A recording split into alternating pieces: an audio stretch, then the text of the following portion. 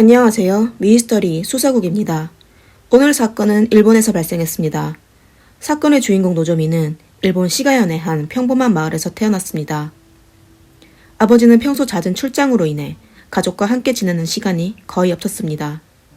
노조미가 초등학생이 되던 무렵 현장 일을 하던 아버지가 회사 기숙사에서 머물게 되어 노조미 모녀는 아버지와 떨어져 살게 되었습니다. 노조미는 어릴 때부터 조용하고 평범한 아이였어요. 그녀는 적당히 고등학교를 졸업하고 일찍 사회생활을 하고 싶어 했어요. 하지만 노조미의 어머니는 딸이 의사가 되는 걸 꿈꿔왔었죠. 사실 노조미 어머니는 재혼 가정이어서 새아버지가 의사였는데요. 의사로서 사회로부터 인정받는 모습을 지켜보면서 자연스럽게 의사의 꿈을 키워왔습니다. 그러나 아쉽게도 가정 환경으로 인해 꿈을 포기할 수밖에 없었습니다. 그래서 본인이 이루지 못한 꿈을 딸이 이루어줬으면 했죠. 노조미의 어머니는 어릴 때부터 딸의 영재 교육을 계획했습니다. 딸이 계획대로 진학하면 꿈을 이룰 수 있을 거라 믿었습니다. 노조미도 데즈카 오사무의 만화 블랙잭을 보고 감명받아 외과 의사가 되는 걸 결심했죠. 하지만 외과 의사라는 꿈은 쉽지 않았습니다. 그녀는 갖은 애를 썼지만 성적은 좀처럼 오르지 않았어요. 고3이 됐는데도 성적이 오르지 않아 의대 진학은 무리라고 판단되어 노조미는 의대를 포기하려고 했습니다. 그녀가 꿈을 포기하겠다고 선언하자 노조미의 어머니는 딸을 학대하기 시작했습니다. 딸의 외출을 통제하는 건 물론이고 화장실까지 쫓아와 공부를 시켰어요. 노조미가 너무 힘들다며 반항할 때면 폭력도 서슴지 않았죠. 어머니는 딸이 집에서 통학할 수 있는 국공립대의학부에 진학할 것을 요구했습니다. 2005년 노조미는 어쩔 수 없이 지역 국립대의학부에 지원했는데요. 예상대로 결과는 불합격이었습니다. 하지만 어머니는 친척들에게 노조미가 의대에 합격했다라며 거짓말을 했을 뿐만 아니라 노조미도 그 거짓말에 함께 장단을 맞추어 주길 원했어요. 노조미는 거짓 생활에 지쳐 어머니의 굴레를 벗어나기 위해 취직하려 했지만 당시 미성년자였던 관계로 부모의 동의를 받지 못해 무산됐습니다. 어머니는 딸에게 계속해서 의대 입시를 강요하며 딸에 대한 집착도 점점 심해졌습니다. 딸의 휴대전화를 빼앗아 친구들과의 연락을 차단하고 심지어 자유시간을 빼앗기 위해 샤워도 함께 했습니다. 노조미는 점점 피폐해져 갔습니다. 가출했다가 어머니가 고용한 흥신소 직원들에게 잡혀오길 부지기수였죠. 감옥 같은 재수 생활이 9년간 이어졌습니다. 노조미가 아무리 노력해도 의대는 무리였습니다. 딸이 의사가 되는 꿈을 포기하지 못한 어머니는 의사와 비슷해 보이는 조산사가 되라는 조건을 내걸고 간호대학 수험을 허락해줬습니다. 2014년 노조미는 지방의대 간호학과에 합격하여 입학하게 됐습니다. 모녀의 사이는 점차 좋아지기 시작했죠. 노조미는 입학하여 대학생활을 시작합니다. 공부를 하면서 조산사보다는 수술실 간호사가 되고 싶어졌습니다. 어머니는 이러한 딸의 생각을 전혀 모르고 있었죠. 대학교 2학년 하반기에 노조미는 조산사 시험에서 떨어졌습니다. 타이밍이라고 생각한 노조미는 어머니에게 간호학과에 가겠다고 알렸습니다. 딸의 말을 들은 어머니는 분노에 빠졌습니다. 노조미의 어머니는 학창시절에 성적이 좋았었는데 가정 환경으로 인해 대학에 진학하지 못했습니다. 몇몇 친구가 간호학과를 택했었는데요. 지금까지도 힘들게 일하고 있는 모습을 보고 있어 간호사에 대한 편견이 아주 많았죠. 어머니는 간호사는 의사의 심부름꾼이자 환자의 시중을 듣는 직업이라고 생각하고 있었습니다. 모녀의 갈등이 다시 시작됐습니다. 2017년 노조미가 4학년이 되었습니다. 높은 성적을 받은 노조미는 의대 부속병원에 취직을 하게 되었습니다. 하지만 어머니는 취업을 포기하고 조산사 학교로 입학하라고 압박했어요. 심지어 보증서까지 쓰게 했죠. 보증서에는 노조미가 조산사 시험에 불합격하더라도 간호사는 절대 하지 않겠다는 내용이 적혀 있었습니다. 또 어머니는 노조미의 핸드폰까지 압수했습니다. 같은 해 12월 노조미가 어머니의 허락 없이 핸드폰을 몰래 가지고 있던 것을 들키게 되었습니다. 그 순간 어머니는 격분해 딸을 마당으로 끌고 나와 무릎을 꿇게 하고 그 모습을 촬영했습니다. 그리곤 노조미의 핸드폰을 벽돌로 때려 부수기까지 했습니다.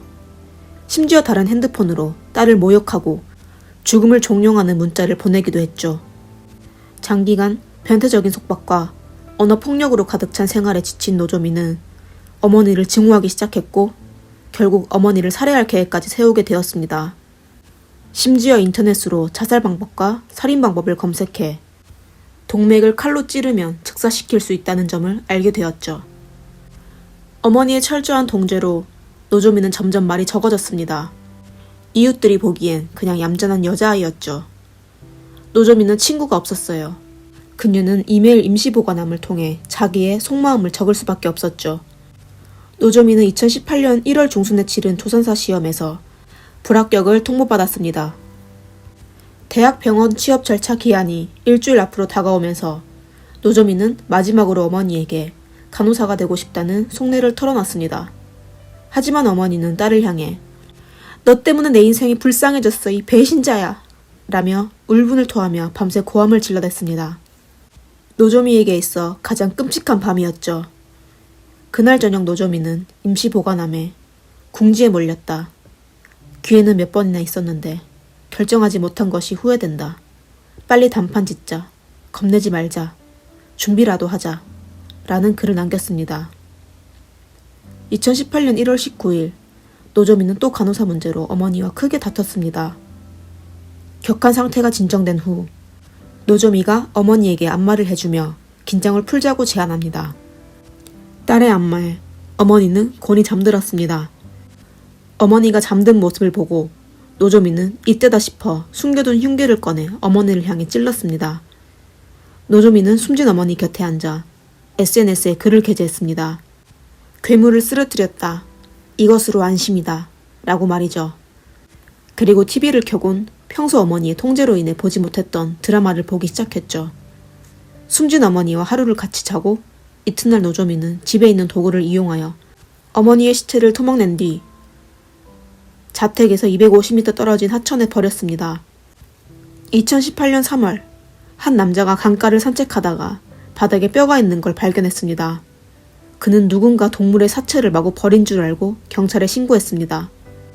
경찰이 현장에 도착하여 수색하기 시작했는데요. 놀랍게도 그 뼈는 동물이 아닌 사람의 뼈였습니다. 경찰은 바로 현장을 봉쇄하고 DNA 검사를 통해 피해자가 노조미의 어머니라는 걸 확인했어요. 그리고 노조미는 그해 6월 시신훼손죄로 체포됐습니다. 1심에서 노조미는 어머니의 시신을 훼손했다는 점만 인정하고 살해 사실은 부인했습니다. 하지만 경찰 조사 결과 어머니가 자살했을 가능성은 낮았고 평상시 다른 사람들과 접촉하지 않아 불화도 없었습니다. 사건 당시 현장에는 노조미와 어머니 둘밖에 없었습니다. 노조미가 어머니를 살해한 유력한 용의자로 지목되어 9월 경찰은 살인 혐의로 다시 노조미를 체포했습니다. 1심 재판부는 노조미에게 살인죄를 적용해 징역 15년을 선고했지만 2심 재판부는 노조미가 자란 불우한 환경을 인정하고 극한의 상황에 처해 저지른 범죄라고 판단하여 10년형을 선고했습니다. 노조미는 형을 받고 나서 기자의 인터뷰에서 포로 같았던 그 당시보다 구치소의 생활이 더 편하다고 털어놨습니다. 하지만 교도소 생활을 하며 어머니 또래 수감자들이 자신 때문에 자녀들과 헤어지게 돼서 너무 후회한다는 말을 들었습니다. 그제서야 노조미는 본인이 저지른 행동을 반성하고 후회하게 되었습니다. 그리고 노조미는 어머니가 생전에 왜 자신을 그렇게 대했는지에 대해 다시 생각하게 되었습니다. 만약 어머니의 고통과 고민을 조금 더 이해하고 외부의 도움을 요청했으면 아마 이런 일이 발생하지 않았을까 하며 후회한다고 말했습니다. 오늘의 사건은 여기까지입니다. 재미있게 보셨으면 좋아요와 구독 부탁드립니다. 미스터리 수사국입니다. 감사합니다.